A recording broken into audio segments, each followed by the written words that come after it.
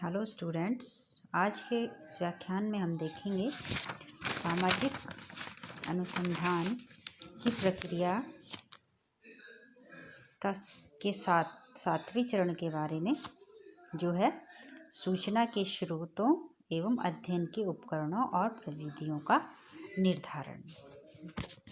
हमने अपने पिछले व्याख्यान में देखा था अध्ययन क्षेत्र का निर्धारण और सूचनादाताओं का चयन। अब इसमें हम देखते हैं कि अध्ययन क्षेत्र से संबंधित विभिन्न उपकरणों प्रविधियों का निर्धारण किस प्रकार से किया जाना है। उपकल्पना या प्रकल्पना की जांच करने एवं सत्यता का पता लगाने के लिए सूचनाएं संकलित करना अत्यंत ही आवश्यक होता है और इसके लिए शोधकर्ता को ये पता लगाना पड़ता है कि सूचना प्राप्ति के कौन कौन से विश्वसनीय स्रोत हैं, अर्थात सूचनाएं कहाँ कहाँ से प्राप्त की जा सकती है और वो सूचनाएं कहाँ तक वस्तुनिष्ठ है, उनमें कितनी वैज्ञानिकता है, कितनी उनमें सत्यता है। तो हम यहाँ देखेंगे सूचना के स्रोत मुख्यतया दो प्रकार के होते हैं, प्राथमिक या क्षेत्रीय स्रोत और द्वितीयक या प्रलेखीय स्रोत। जो सूचनाएं अध्ययनकर्ता क्षेत्रीय कार्य द्वारा प्रथम बार प्राप्त करता है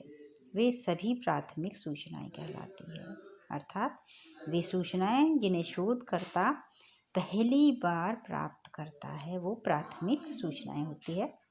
और द्वितीयक स्रोत के अंतर्गत वे सूचनाएं आती है जो पहले से ही दूसरे शोधकर्ताओं द्वारा संकलित की गई हो और अब शोधकर्ता द्वारा उनका उपयोग अपने अध्ययन में कर रहा होता है। इसके अंतर्गत शोध ग्रंथ, पुस्तकें, जनगणना रिपोर्ट, पांडुलिपियाँ, अभिलेख, पत्र पत्रिकाएं, अखबार, गजेटियर आदि आते हैं जो कि द्वितीय स्रोत माने जाते हैं और इनसे प्राप्त सूचनाएं द्वितीयक सूचनाएं होती है। सूचना प्राप्ति के स्रोतों का पता लगा लेने के बाद शोध समस्या, सूचनादाताओं एवं क्षेत्र की प्रकृति को ध्यान में रखते हुए उपकरणों और प्रविधियों का चुनाव करना होता है जिनकी सहायता से प्रामाणिक और वस्तुनिष्ठ तथ्य या जानकारियां एकत्रित की जा सके।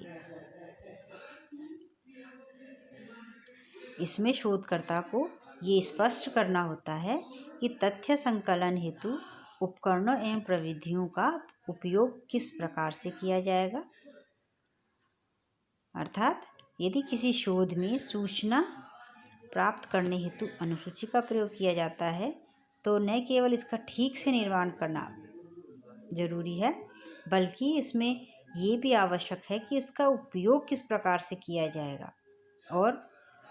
उपयोगकर्ता को भी ये बताया जाता है कि वो किस प्रकार से, अर्थात उसको भी प्रशिक्षण दिया जाता है कि वो किस प्रकार इसका उपयोग करेगा। इसके अतिरिक्त और भी अन्य विधियां होती है जैसे कि अवलोकन, साक्षात्कार, प्रश्नावली आदि। तो हमें इन सब का भी अध्ययन करना होता है और ये देखना होता है कि हमने जो अध्ययन विषय लिया है या हमने जो अध्ययन क्षेत्र लिया है और हमें जो सूचनाएं प्राप्त करनी है उनके लिए कौन कौन सी प्रविधियां और उपकरण आवश्यक रहेंगे और इन विभिन्न प्रविधियों में से हमारे अध्ययन क्षेत्र और अध्ययन विषय के आधार पर कौन सी प्रविधियां ज़्यादा ठीक रहेगी जिससे कि हम वस्तुनिष्ठ सूचनाएं संकलित कर सकें। अर्थात ये चरण भी अध्ययनकर्ता के लिए अत्यंत महत्वपूर्ण चरण होता है और इसके लिए उसको पहले से थोड़ा अध्ययन भी करना होता है। उसको विभिन्न प्रविधियों और उपकरणों के बारे में जानकारी लेनी होती है और उसे ये आना चाहिए कि किस विधि या उपकरण का प्रयोग किस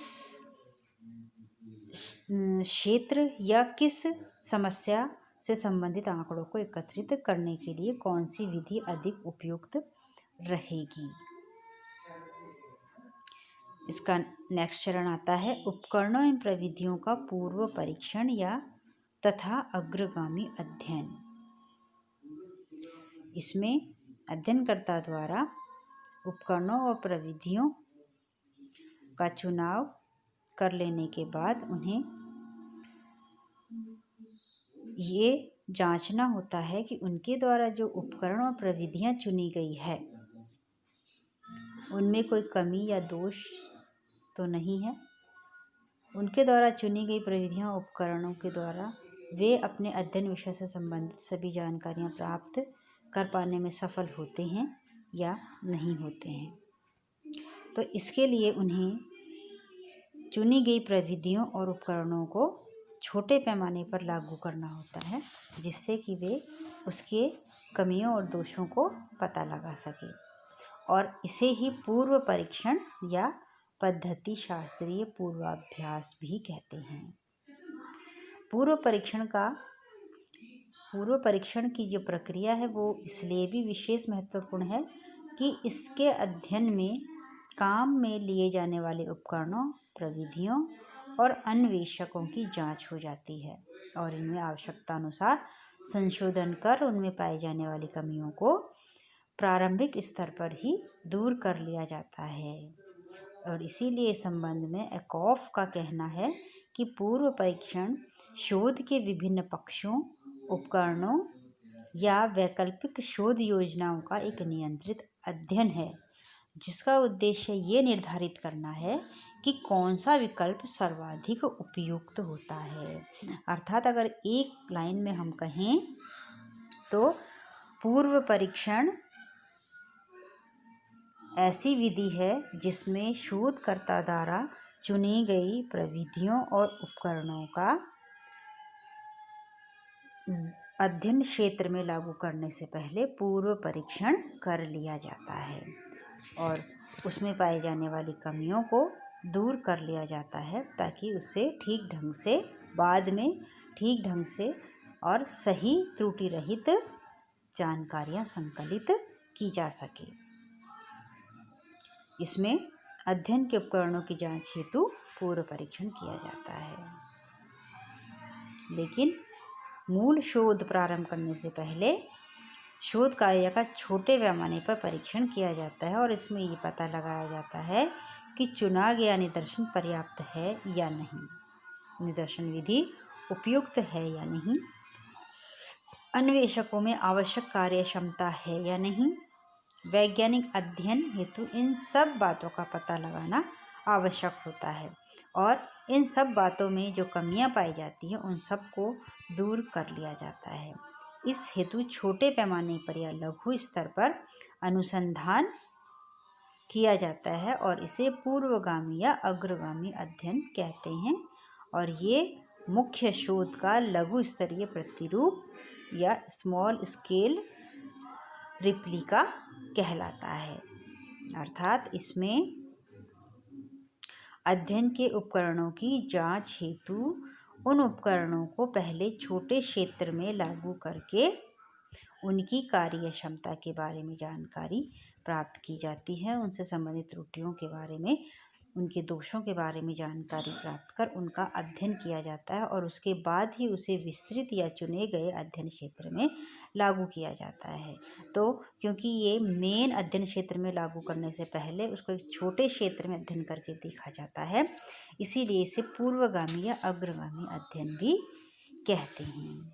आगे के अपने व्याख्यान में हम देखेंगे तथ्यों का संकलन, अवलोकन और तथ्यों का संपादन, संकेतन, वर्गीकरण और सारणीकरण की प्रक्रिया के विभिन्न चरणों के बारे में हम पढ़ेंगे। Thank you.